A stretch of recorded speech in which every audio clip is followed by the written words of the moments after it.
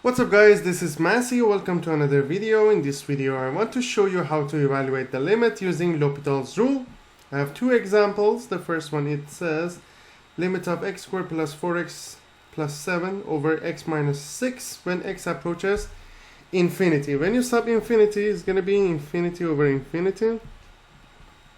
It means that we are dealing with intermediate form since we have infinity over infinity. So in this case, in order to evaluate the limit, we need to use the L'Hopital's rule. What does that mean? It means that the limit will be derivative of the numerator divided by derivative of denominator. Derivative of numerator is going to be 2x plus 4 divided by derivative of denominator, which is going to be 1 when x is approaching infinity. So when you sub infinity, the answer is going to be infinity. So the limit of this fraction is going to be just infinity. What about next one?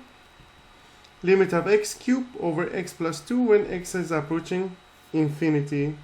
Again, that's infinity over infinity. We need to use L'Hopital's rule. Derivative of numerator is 3x squared. Derivative of denominator is going to be 1 when x is approaching infinity. So that's going to be limit of 3x squared when x is approaching infinity. So that's going to be infinity. So the answers to both of these questions is going to be infinity.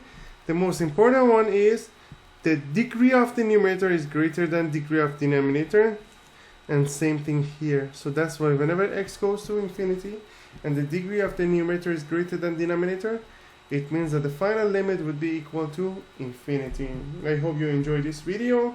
Please leave me a comment if you have any question. Please don't forget to subscribe this channel. You can have access to many other videos regarding L'Hopital's rule, differentiation, integration, and other topics in calculus, chemistry, and physics. Thank you for watching and have a great day.